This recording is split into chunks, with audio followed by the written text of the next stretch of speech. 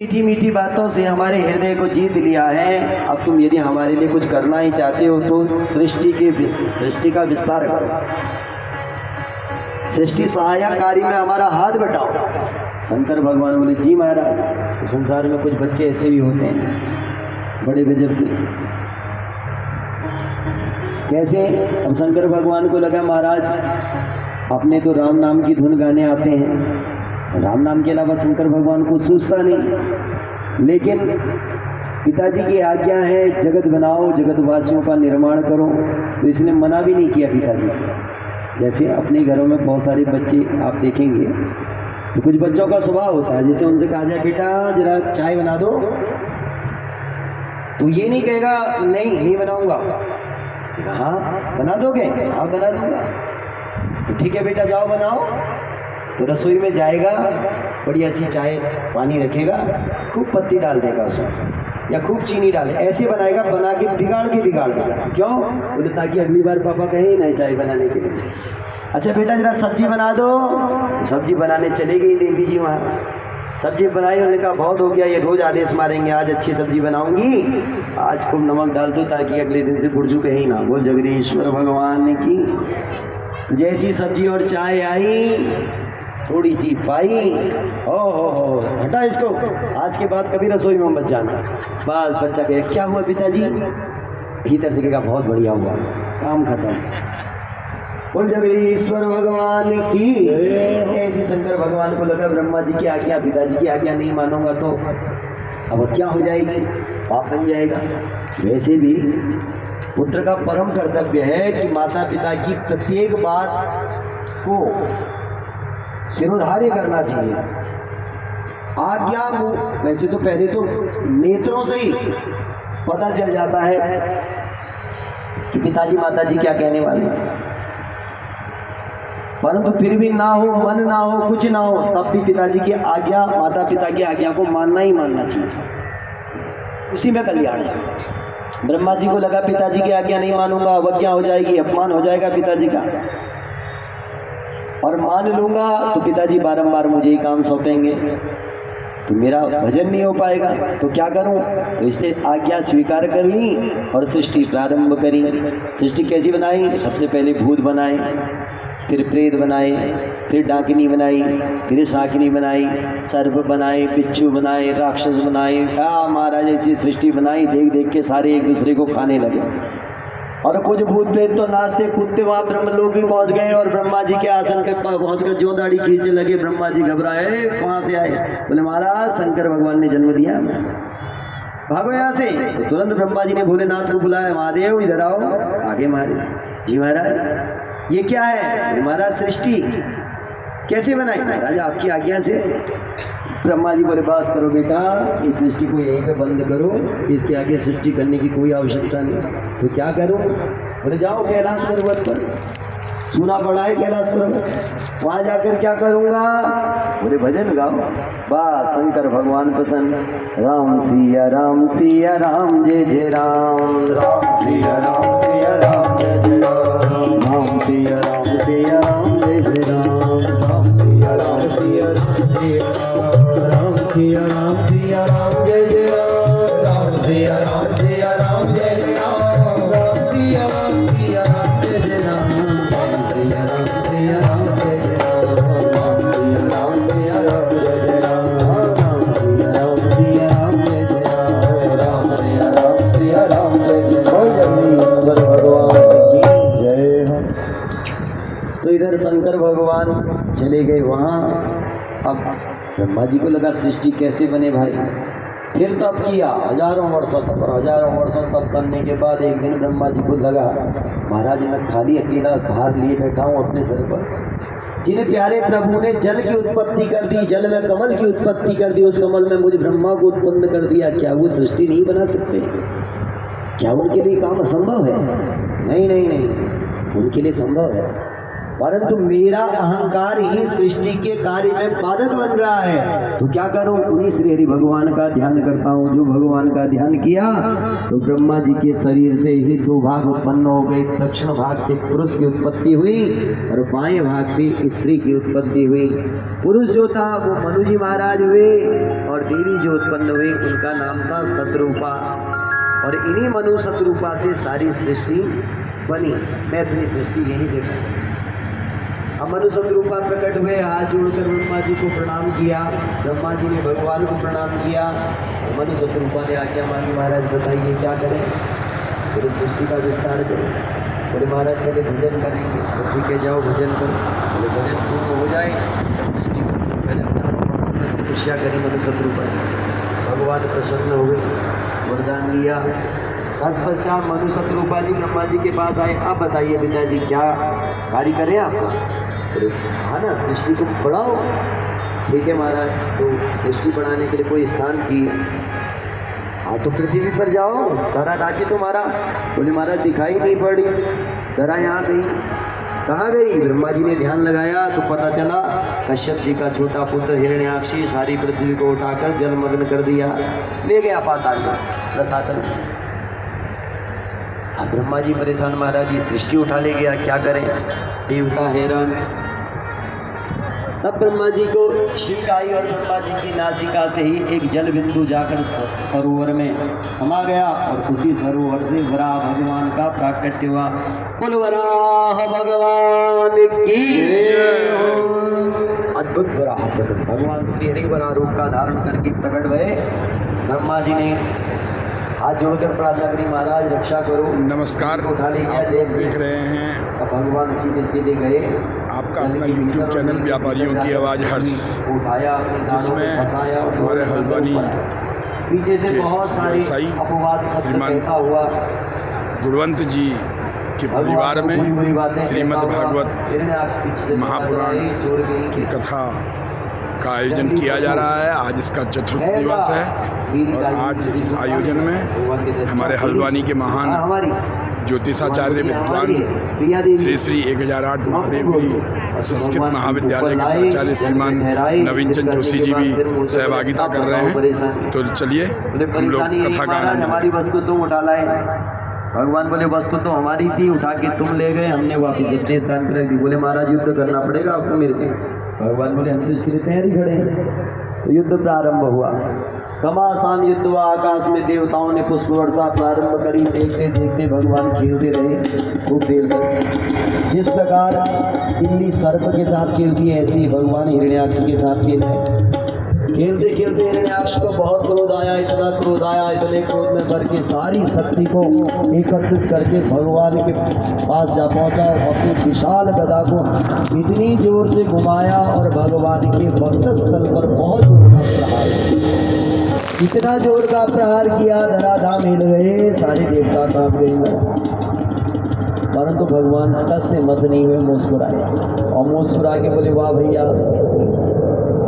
सुखदेव जी कहते हैं परीक्षित, जैसे किसी गजराज पर कोई कमल पुष्प की माला फेंक दे तो गजराज को कोई फर्क नहीं पड़ने वाला, कमल पुष्प की माला से क्या चोट लगेगी। ऐसे ही हिरण्याक्ष के द्वारा चलाई हुई गदा से भगवान के वक्षस्थल पर कोई चोट नहीं लगी। अब भगवान बोले तुमने हमें अपनी पूरी शक्ति सामर्थ्य के साथ एक गदा चलाई, अब एक थप्पड़ की बारी हमारी, थोड़ा एक थप्पड़ हमारी भी खाओ।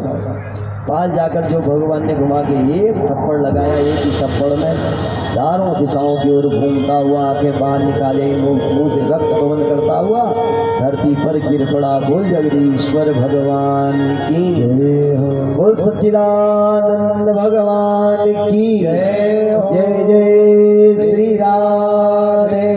श्रीमद्भागवत महापुराण की जय हो, श्री व्यासदेव भगवान की जय हो। ओ मैं तो जपूं सदा तेरा नाम, दयालु दया करो। मैं तो जपूं सदा तेरा नाम, दयालु दया करो। मैं तो जपूं सदा तेरा नाम, दयालु दया करो। मैं तो जपूं सदा तेरा नाम, दया करो। दयालु दया करो।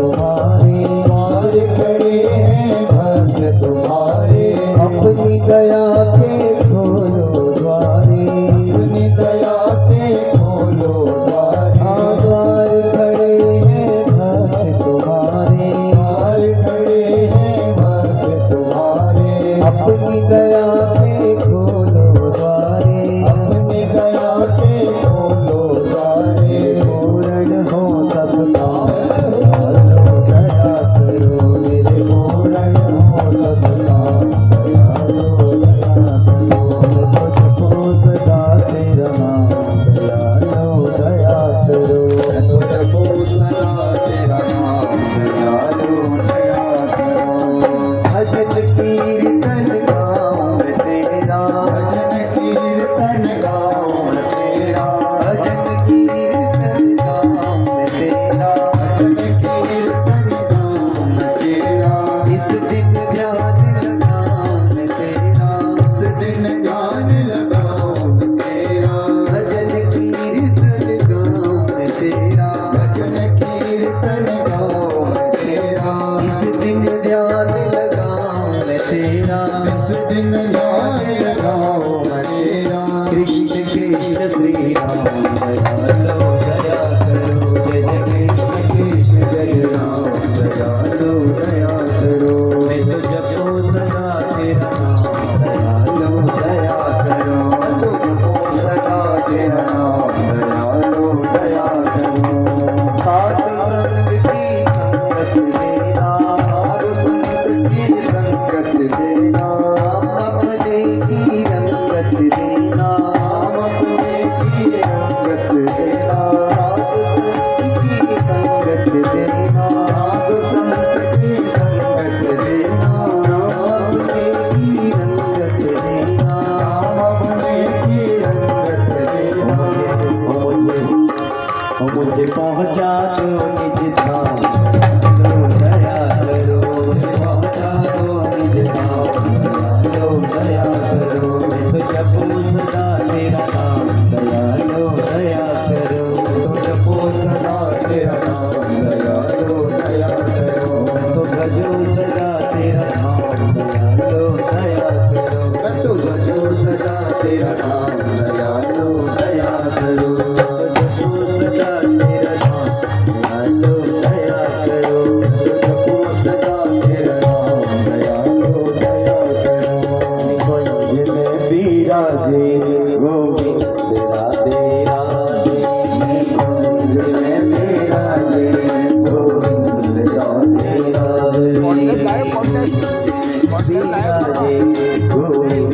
राधे, विराजे गोविंद राधे इसके अलावा सिंगल माइक भी बोल देते हैं। राधे राधे राधे गोविंद राधे राधे, राधे राधे राधे गोविंद राधे राधे, राधे राधे राधे गोपाल राधे राधे, राधे राधे गोपाल राधे राधे। निकुंज में विराजे गोविंद राधे राधे, निकुंज में विराजे गोविंद राधे राधे, गोविंद राधे राधे, गोविंद राधे राधे, गोपाल राधे राधे, गोपाल राधे राधे, गोविंद राधे राधे।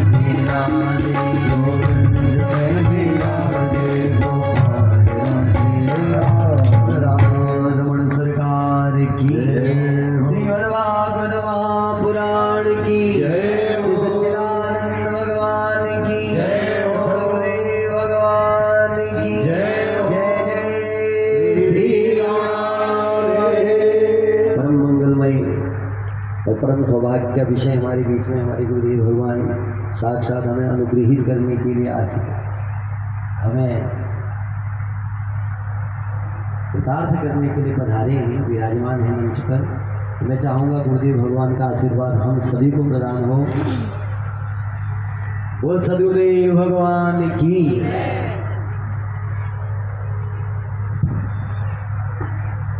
हेलो हेलो, सभी लोग प्रेम से बोलेंगे राधे राधे।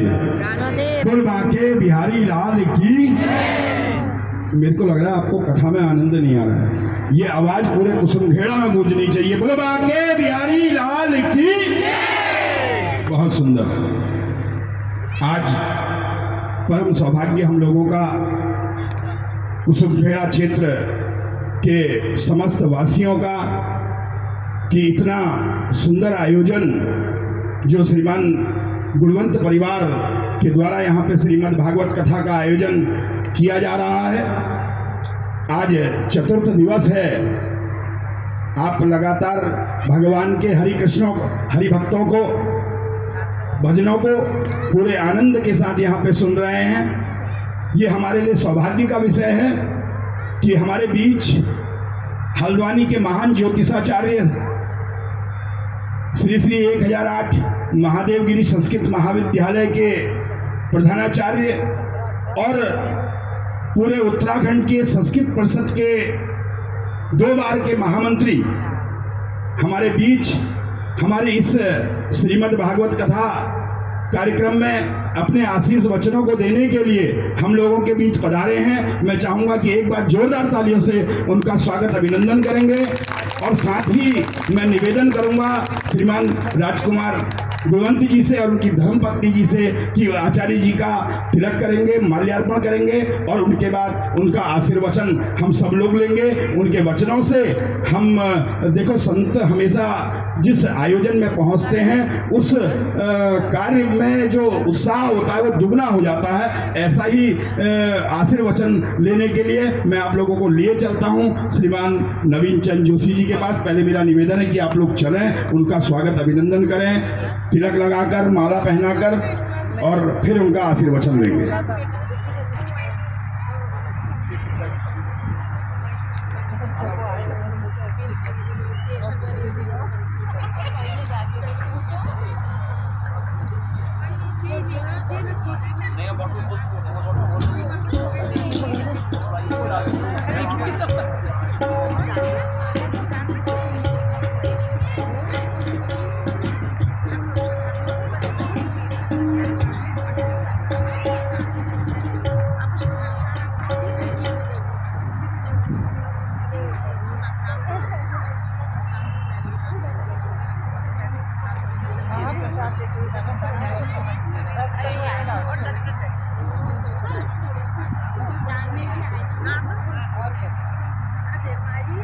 पुष्पा दी थोड़ा सा देखो है पकड़ो से पकड़ो फोन मन में लगा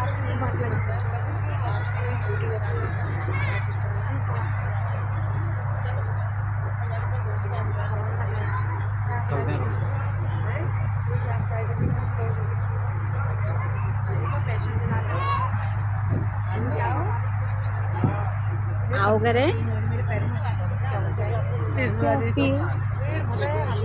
ओम हरि ओम नमो ब्रह्मण्यदेवाय गोविंदाय जगद्पिताय कृष्णाय गोविंदाय नमो नमः।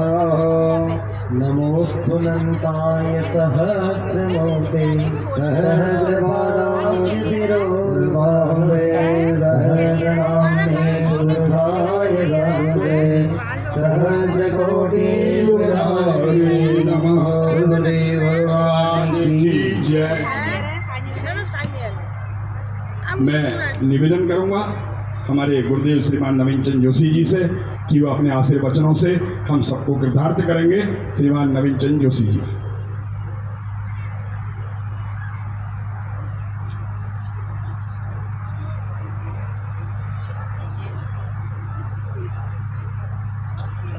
किल्ल्या घाटची गिनी झाला अच्छा इनुला बता रही ना चांदी अखण्डमण्डलाकारं व्याप्तं येन चराचरं तत्पदं दर्शितं येन तस्मै श्रीगुरुवे नमः। तस्मै श्रीगुरुवे नमः। शिवाभ्यां नवयौवनाभ्यां परस्परादिष्टवपुर्धराभ्यां नगेन्द्रकन्यां वृषकेतनाभ्यां नमो नमः। शङ्करपार्वतीभ्यां सच्चिदानन्दस्वरूपाय विश्वोत्पत्त्यादिहेतवे तापत्रयविनाशाय श्रीकृष्णाय वयं नमः। नमोऽस्तु ते व्यासविशालबुद्धे उल्लारविन्दायतपात्रनेत्रः येन त्वया भारततैलपूर्णः प्रज्वालितो ज्ञानमयप्रदीपः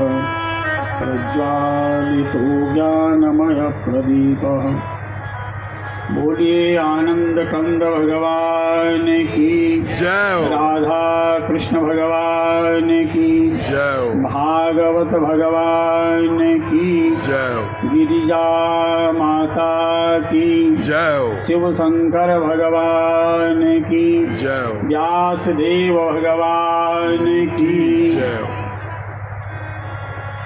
परम आनंदमय तीर्थ स्वरूप इस भागवत स्थल में मंच में व्यासपीठ में विराजमान परम आदरणीय पूजनीय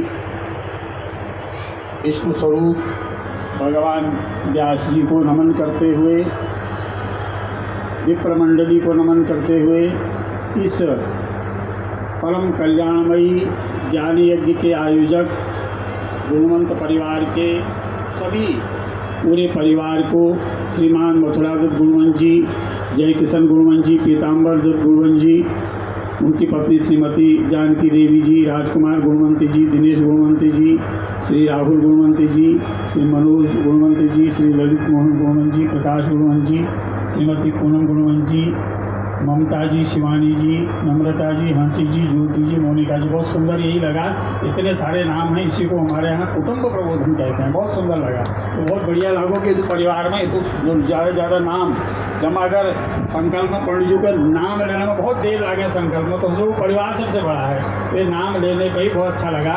तो हमारे यहाँ कहते हैं ना, धर्मो विवर्धति दुष्ट कीर्तन हो। अच्छे लोगों का जो धर्मात्मा यज्ञ करते हैं उनका नाम मंच में लेना चाहिए। कई लोग उन्होंने कि निकाय जी आए, उन्होंने बहुत सारों का नाम ले लिया, लेकिन आयोजकों का नाम लेना भी हमारे यहाँ शास्त्र में धर्मोचित माना गया है। बोल आनंद कंद भगवान की जय। परम पूजनीय व्यास जी, क्योंकि व्यासासन में दूसरे व्यक्ति को बोलने का अधिकार नहीं है, तो आज्ञा इसलिए सबसे बड़ी होती है। व्यासपीठ से अगर आज्ञा मिल गई तो फिर कुछ न कुछ बाध्यता होती है। तो व्यास जी का आदेश है और उनके आदेश सर्वोपरि है, क्योंकि वो भगवान व्यास जी के आसन में बैठे हैं, भगवान विष्णु स्वरूप हैं। और मैं एक बार आपको बता दूं, एक भाव है सब कुछ हमारे संसार में। एक पत्थर को तराश करके हम उसमें गणेश जी की प्रतिमा बना देते हैं, विष्णु भगवान की प्रतिमा बना देते हैं, उसको शिवलिंग का स्वरूप दे देते हैं और प्राण प्रतिष्ठा करके भगवान उसमें विराजमान हो जाते हैं। जो सदेह, जिसमें स्वयं अगर प्राण हो, पंचतत्व उसका बना हुआ पूरा देह विग्रह जिसमें है, उसमें तो कुछ करने की तराशने की जरूरत ही नहीं। अगर वही बैठा दिए जाए और वही अगर आप भाव से पूजो तो लगा दीजिए कि कितना बड़ा फल आपको प्राप्त होगा। तो यही हमारे वैदिक सनातन धर्म की सबसे बड़ी यही रूप है। नमो ब्रह्मण देवाय गो ब्रह्म हिताय जगत हिताय कृष्णाय गोविंदाय नमो नमः। उन्हीं ब्राह्मणों में व्यास जी हम सबका दर्शन करते हैं। बोले आनंद कंद भगवान की। तो नित्य प्रति आपकी जो सुंदर जो कल्याणकारिणी कथा है, कलयुग में औषधि के समान जो भागवती कथा है, जन्मांतरेषु भवेत् पुण्यम तदा भागवतम लभे। पूर्वज जी परिवार जी का एक समय का है, 1 साल की कमाई, 2 साल की कमाई या 10-20 साल की कमाई का ये प्रतिफल नहीं है। जन्मांतरेषु भवेत् पुण्यम, कई जन्मों में आपके पूर्वजों ने भी पुण्य किए होंगे, जो पुण्य का स्वरूप आपको इस प्रांगण में दिखाई दे रहा भागवत कथा के ज्ञान यज्ञ के रूप में। तो भागवती कथा इतनी सरल नहीं है। तो ये जन्मांतरेषु भवेत् पुण्यम, जन्म जन्मांतरों का पुण्य जब एक साथ उदय होता है तो ऐसा सौभाग्य प्राप्त होता है। तो गुरुवंश जी परिवार जी का, उनके पूर्वजों का, उनके कुल देवताओं का, उनके इष्ट देवताओं का, यहाँ के स्थान देवताओं का ये आशीर्वाद है, उनका द्वारा अर्जित ये पुण्य का फल है कि आपको इतना सुअवसर जीवन में मिल रहा है भागवत कराने का, श्रीमद् भागवत नवाह ज्ञान यज्ञ कराने का। अब भागवत तो इतना बड़ा विषय है, सुन व्यास जी उसमें अमृत की वर्षा कर रहे हैं और मैं उसमें पृष्ठपेक्षण कहूँ, कोई नई बात कहूँ, क्योंकि सारी बातें तो भागवत जी के अंदर में आ जाती हैं। 12 स्कंदों से परिपूर्ण 18,000 श्लोकों का इतना बड़ा विशाल ग्रंथ भगवान वेद व्यास जी ने किन के लिए बनाया? मनुष्यों के लिए बनाया। इस कलिकाल में जब द्वापर में भगवान जाने लगे बद्रिकाश्रम में, तो उद्धव जी ने उस समय प्रश्न किया कि महाराज आपके इतने भक्त हैं, ये बिना आपके कैसे रह पाएंगे, अब तो कलयुग आने वाला है। तो भगवान ने बताया था कि भाई कलयुग में तो कोई ऐसा अवतार होना नहीं है। आप 23 अवतारों की जो कथा आप में इतने सुनेंगे, उसमें अंतिम अवतार विष्णु यशसा ब्रह्मा के घर में कली के रूप में, वो कलयुग के अंत में 4th चरण में वो अवतार भगवान का होना है। तो तब तक भक्त लोग क्या करेंगे भाई, कैसे अपनी भक्ति की प्यास को बुझाएंगे, कैसे संसार में रहेंगे? तो भगवान ने कहा कि मेरा कोई अवतार नहीं होगा, लेकिन सदेह रूप में मैं भागवत जी के अंदर में विराजमान रहूँगा। अगर आपको इतना ही कष्ट हो, आप भागवत जी की शरण में चले जाओ, तो वहाँ से आपकी सारी व्यथा, सारा दुख, सारा दारिद्र्य सब कुछ दूर हो जाएगा। देखो भागवत और हमारे जितने भी पुराण हैं बड़े प्रामाणिक पुराण हैं। प्रथम स्कंद, प्रथम महात्मा ही आपने सुना होगा। लोग कहते हैं ऐसी कथाएं तो चलती रहती हैं, हम तो हजारों कथाएं सुनते हैं, हमें तो कोई अंतर नहीं आया। लेकिन आप पहले महात्मा देखे कि गोकर्ण जी ने कथा करी और धुंधकारी जैसा ऐसा प्रेत जो इतने खतरनाक प्रेतत्व को प्राप्त था, इतने दुष्कर्मों के कारण उसको ऐसी गति प्राप्त हुई थी। तो भागवत जी की 7 दिन की कथा, उसके बैठने के लिए कोई स्थान नहीं था, केवल बांस के वो एक बांस का डंडा था, उसमें जो उसके वंश बने हुए थे गांठ, उनमें उसने 7 दिन तक रह करके कथा की और परम मोक्ष भगवान के साकेत धाम को प्राप्त हुआ। ऐसा प्रामाणिक कथा भगवान ने श्रीमद् भागवत के महात्म्य में कही है। जब धुंधकारी तर सकता है, इतना पापी जो पुण्यात्मा लोग हैं वो क्यों नहीं तरेंगे? इसलिए जिसकी मुक्ति कहीं नहीं होती, तो उसकी मुक्ति भागवत जी की कथा से हो जाती है। और एक बात है, भागवत जी की कथा से लोग कहता हमारा नहीं, पितरों के निमित्त एक ही कथा होती, पितरों के तारण करने, ऐसी बात नहीं है। यहाँ कथा हो रही है, सबसे पहले श्रोता कौन है? इसमें हनुमान जी कथा सुनते हैं। हनुमान जी इस दयाधाम में इसलिए रुके रहे कि भगवान की नित्य प्रति कथा हमको सुनने को यहाँ मिलेगी। इसलिए भगवान की कथाओं को आपके इष्ट देवता सुन रहे होंगे, आपके कुल देवता सुन रहे होंगे, साक्षात योगेश्वर भक्तवत्सल भगवान नारायण इस कथा को सुनते हैं, सप्तऋषि इस कथा को सुनते हैं, जितने भी सप्त अष्टचरण चिरंजीवी हैं वो भगवान की कथा को सुनते हैं। इसलिए ये कथा की, भगवान की जो कथा है, ये निवृत्त तरसी रूपगीयमाना भवच्छोत्र का मनोभिरामा, जो निवृत्त हो चुके हैं उनके लिए भी ये कथा है। जो निवृत्त नहीं है, जो सांसारिक माया पिचासी परमर्दिता नाम क्षेमाय वे भागवतम प्रगर्जति, जो माया पिचासी ने जिनको घेर रखा उनके लिए भी ये कथा है। जो मुक्त हो गए परम ज्ञानी लोग जो हैं व्यक्त, उनके लिए भी ये कथा है। इसलिए तो सुखदेव जी तो परम ज्ञानी थे, लेकिन जब उन्होंने अभी व्यास जी सुना रहे थे बड़ी सुंदर कथा, वरहा पीडम नटवर वपु कर्णयो कर्णिकारम, ये श्लोक सुना तो भाव विभोर हो गए। 2 श्लोकों में ही भगवान के स्वरूप को देख करके भाव विभोर हो गए और पूरा भागवत का श्रवण किया और सुखदेव जी के माध्यम से सारे संसार को ये कथा भी प्राप्त हुई। तो भागवत जी की कथा तो अनंत है।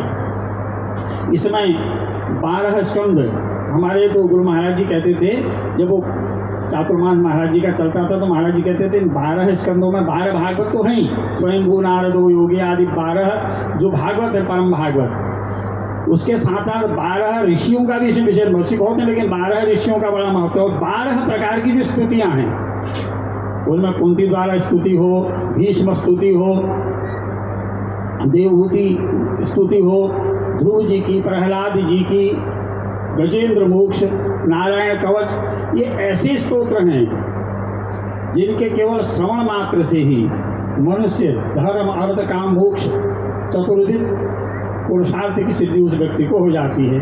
तो कलयुग में तो आज भी कहते हैं कि जो भगवान की अगर परम भक्ति को प्राप्त करना चाहें तो गोपी गीत का गायन करें, गायन न भी कर सके श्रवण करें। भागवत का तो एक श्लोक ही अगर आपके कान में चला गया तो आपके जन्म जन्मांतरों के पापों को धो देगा। तो भागवत जी की महिमा तो अनंत है।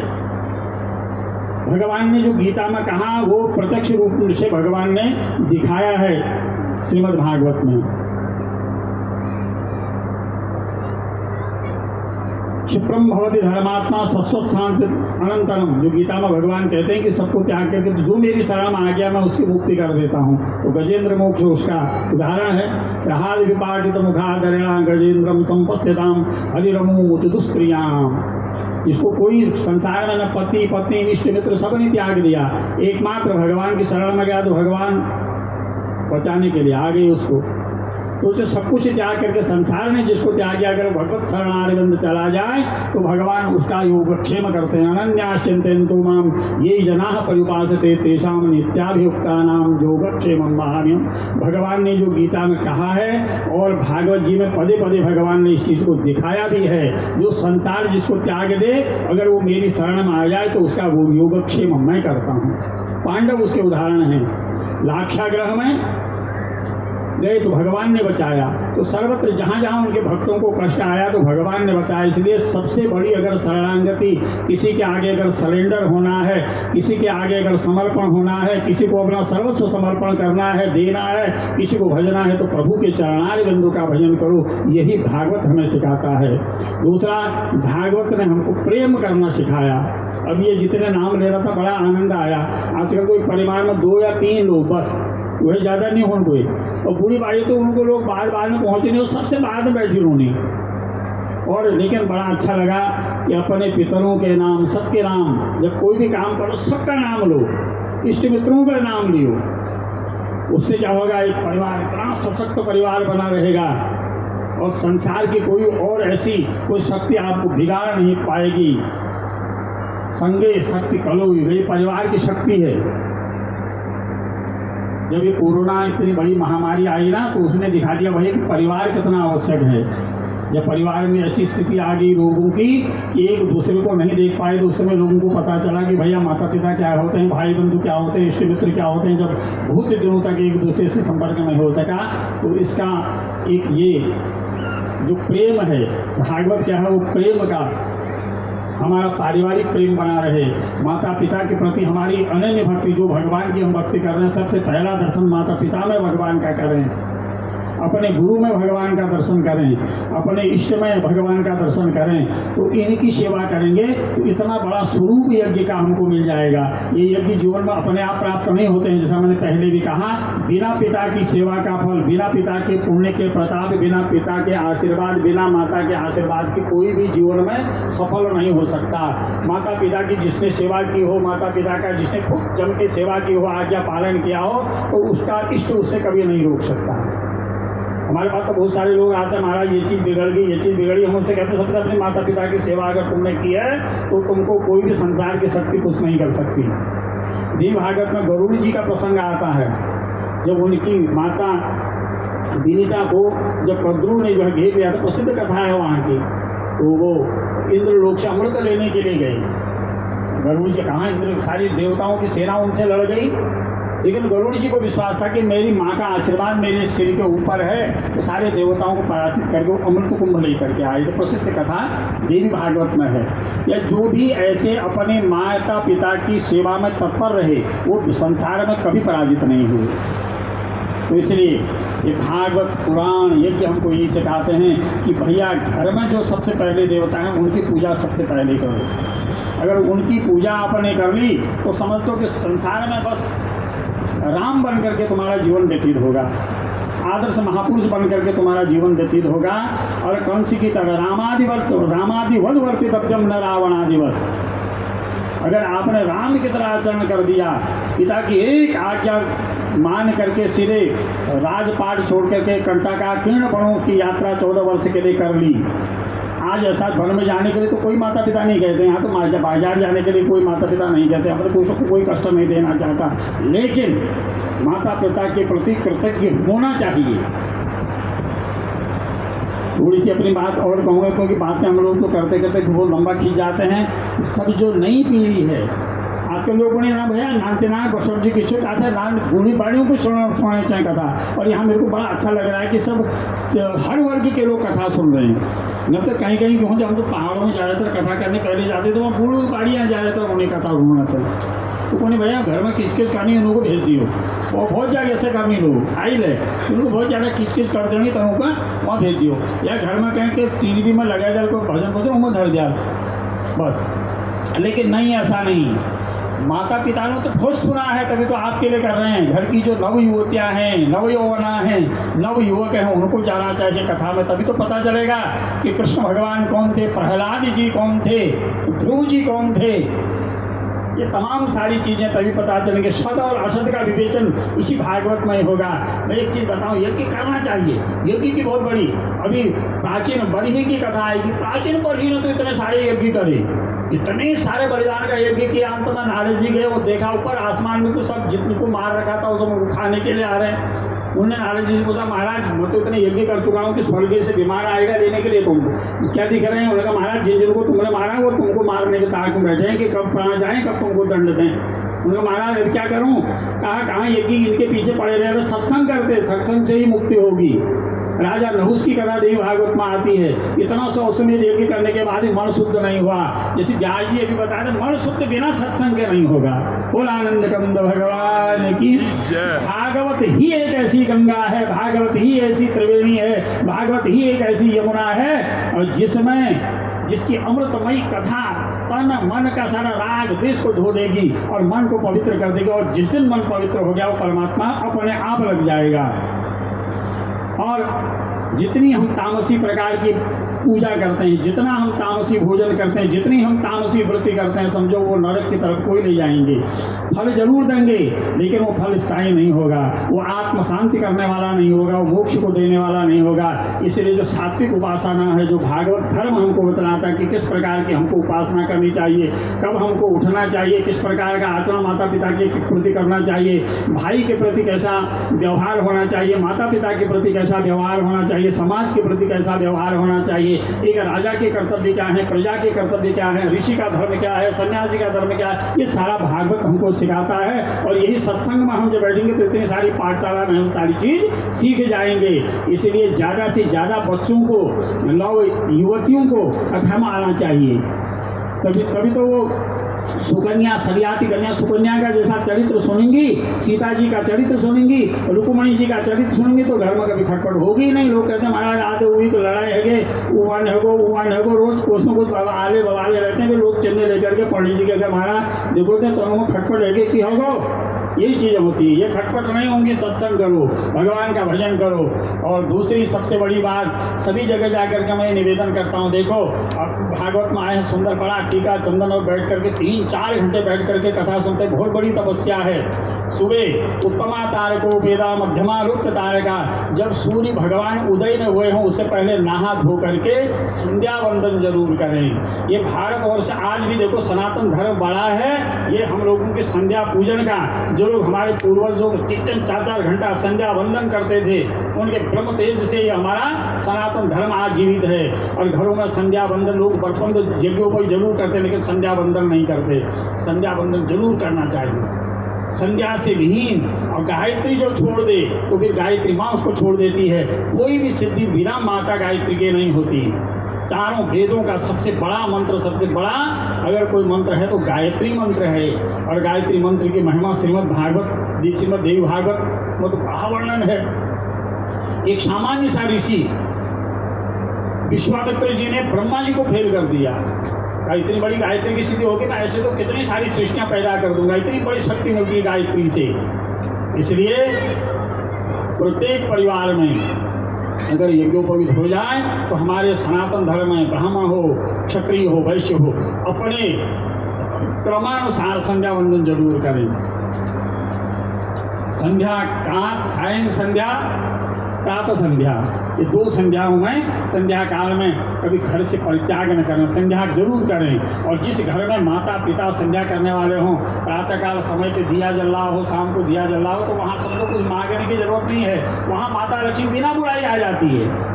और जिस घर में अगर शाम का समय हो, दरवाज़ा बंद कर करके घूमने के लिए बाहर को निकल के, दरवाजा सायंकाल का समय है, दिया बंद, लाइट बंद, दरवाजे बंद, तो लक्ष्मी जी भी सोचते हैं भैया यहाँ तो बंद बंद से भागो यहाँ पर। तो इसलिए इस चीज़ का बहुत ध्यान रखना चाहिए।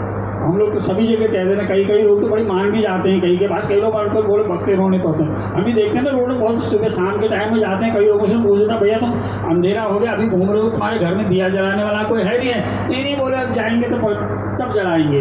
कितने बजे पहुँचेंगे? बोला 8 साढ़े 8 बजे पहुँचेंगे। गलत बात। सूर्य भगवान अस्त हो रहे हों तो कम से कम घर में एक बत्ती जला करके शंख घंटी बजाओ, भगवान का आराधन करो, तब चले जाओ। घूमने जाना चाहिए, ठीक है, शरीर को स्वस्थ रखना चाहिए, लेकिन शरीर को स्वस्थ रखना, अन्य और कार्यों में लिप्त रहें, लेकिन अपने वैदिक सनातन धर्म की जो नित्य क्रिया है उसको त्याग दें, ये अच्छी बात नहीं है। प्रातः काल का भी है, कम से कम सूर्योदय से पहले नहा धो करके और संध्या वंदन करें। अपने बच्चों से कहें भैया देखो भगवान सूर्य को जल चढ़ाओ।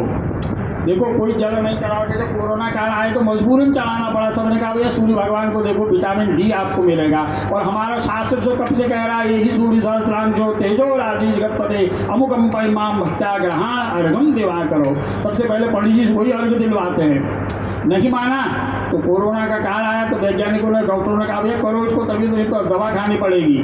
दवा तब नहीं खाओगे जब सूर्य भगवान को देखो, कम से कम 32 सेकंड तो कम से कम देखो। तो इसलिए बच्चों को सूर्य भगवान क्या हैं, एक सूर्य भगवान बड़े तेजस्वी ग्रह हैं। ये ज्योतिष की सारी बातें बता जा रहा हूँ मैं आपको, जिनके लिए तो किसी ज्योतिषी के पास जाएंगे तो बहुत लंबा समय भी लगेगा, दाम दक्षिणा ले जानी पड़ेगी, बहुत भीड़ लगे रहेगी, उपदेश सुनना पड़ेगा। मैं यही कहता हूँ लोगों से, बच्चों से कहो तो सूर्य भगवान को अर्घ दें। देखो भगवान हनुमान जी भी सूर्य भगवान की उपासना की, सूर्य भगवान उनके गुरु हैं, जानते थे कि सूर्य के बराबर तो ज्ञान किसके पास है ही नहीं। इसलिए सूर्य उपासना हमारे धर्म बहुत बड़ी है। हनुमान जी की उपासना करें। जय जय जय हनुमान गोसाई कृपा कराऊँ गुरुदेव के नाई। ये सब मैं उन बच्चों के लिए सारी बातें कह रहा हूँ, क्योंकि आप लोगों की भागवत की ज्ञान के, आप लोगों के तारण की तो सारी बातें व्यास जी अपने व्यासासन से बता रहे हैं, क्योंकि व्यासासन की सीमा का उल्लंघन कोई नहीं कर सकता। व्यासासन हम सब लोगों के लिए बड़ा पूजनीय होता है, व्यासपीठ सबसे बड़ा पूजनीय होता है। और व्यास जी की जो वाणी निकलती है वो व्यास जी की अपनी वाणी नहीं होती, पुराण की वाणी होती है, भगवान विष्णु की वाणी होती है। इसलिए व्यास जी ही आदेश था, उस आदेश के अनुपालन में, क्योंकि समय की अधिकता भी है, कुछ लोगों को थोड़ा सा रहता भी कि बीच में कौन कहाँ से टपक गए, तो केवल मैं तो आशीर्वाद पुनः सब गुणवंत परिवार जी को एक बार पुनः देना चाहता हूँ। और साथ में ये बड़ा इस मंडप को देख करके लग रहा है कि बड़ा भव्य और बड़ी विधान से बना हुआ मंडप है। और ये मंडप कहीं भी दिख जाएगा तो पांडे जी के नाम लेने की जरूरत ही नहीं पड़ेगी, लोग समझ जाएंगे कि हर्षवर्धन पांडे जी की ये कृपा है। मेरे यहाँ भी अपने आप ही इन्होंने, मैंने कुछ नहीं कहा, इन्होंने ऐसा भव्य दिव्य बना दिया। तो आज भी लोग कहते हैं महाराज ये बताइए कि ये व्यवस्था व्यासासन व्यासपीठ और ये जो मंडप बनाया कथा का, ये किन्होंने बनाया? मैंने कहा यार भैया तो वही हैं, हमारे हर्षवर्धन पांडे जी हैं, जो बड़े समाज सेवी भी हैं, भक्त भी हैं और बहुत बड़े अच्छे वक्ता भी हैं।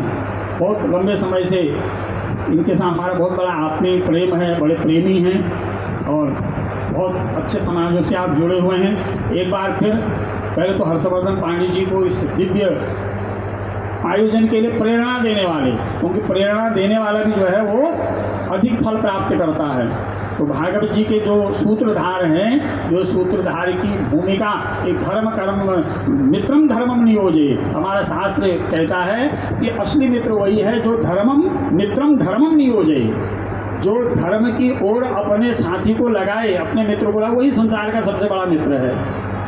और शत्रु क्या है? शत्रु व्यसनम नियोजे, जो व्यसन सिखा दे, जुआ शराब इत्यादि वगैरह खाना सिखाए, उससे बड़ा शत्रु बैरी कोई नहीं है संसार में। तो धर्मम मित्रम धर्मम नियोजे, जो मित्र धर्म की ओर, धर्म के मार्ग की ओर जाने के लिए कहे, उसके लिए प्रेरणा दे, वही असली मित्र है। तो ऐसे आपके मित्र हर्षवर्धन पांडे जी को बहुत बहुत साधुवाद। और पुनः एक बार श्री मथुरादत्त गुणवंती जी, श्री जयकिशन गुणवंती जी, श्री पीताम्बर दत्त गुणवंती जी, श्रीमती जानकी देवी जी, श्री राजकुमार गुणवंती जी, श्री दिनेश गुणवंती जी, श्री राहुल गुणवंती जी, श्री मनोज गुणवंती जी, श्री ललित मोहन गुणवंती जी, श्री प्रकाश गुणवंती जी, श्रीमती पूनम गुणवंती जी, ममता जी, नम्रता जी, हंसी जी, ज्योति जी, मोनिका जी, तो इन सभी के लिए हम आशीर्वाद। और आप लोगों ने सीमा से भी ऊपर का सम्मान मेरे को दिया, जो कि नीचे कथा का पुण्य तो मेरे को तो प्राप्त हो जाता, मैं नीचे जैसे आप लोग कथा सुन रहे हैं वहाँ कथा सुन करके बैठता, लेकिन व्यास जी का आदेश हुआ और यजमान परिवार का आदेश हुआ आप ऊपर बैठें, और मेरे ख्याल से मेरे आने से पहले आसन आप लोगों ने लगा दिया। उस सम्मान के लिए भी मैं प्रभु से प्रार्थना करूंगा, व्यासपीठ में व्यास जी के चरणों में प्रणाम करते हुए कि आप सब लोगों की मनोकामना भगवान पूर्ण करे। आप तुम्हारा आरती टाइम हरो चले कि अपन भाषा अपन वेशभूषा ये जरूर बोलना चाहिए। पहले जी मत जाने जा कम से कम हमारी जो पहाड़ी भाषा से। और एक निवेदन आइले करूँ, मैं हमारे कोई मित्र हैं वो अमेरिका वगैरह में रहता हूँ, उनका परिवार, और वो जब भी मेरी उनसे बात होती पहाड़ी में बोलते हैं। बहुत सारे लोग ऐसे हैं क्या दुबई में हो तो पहाड़ी में बोलते हैं, मैं उनसे ज़बरदस्ती बोलता हूँ पहाड़ी में कि भाई हमारी तुम कुमाऊनी हो तो अपनी कुमाऊनी भाषा आनी चाहिए, अपनी पहाड़ी, अपनी हिंदी भाषा, और हो सके कुछ थोड़ा संस्कृत भाषा, इन भाषाओं का बोध जरूर होना चाहिए। भाषा, भूषा, भवन, भोजन, यही हमारी एक सबसे बड़ी पहचान है। यही हमको कुटुंब को एक और कुटुंब की एकता और परिवार की एकता, प्रेमता और भक्ति को दर्शाता है। और बहुत बहुत धन्यवाद, बहुत शुभ आशीर्वाद आप सभी लोगों को। व्यास जी को पूरा प्रणाम करते हैं, व्यासासन को प्रणाम करते हैं, बड़ी सुंदर विद्वानों की मंडली यहाँ पर है, उन सबको साधुवाद, सबको अभिनंदन करते हुए बोले आनंद गंध भगवान की, बिहारी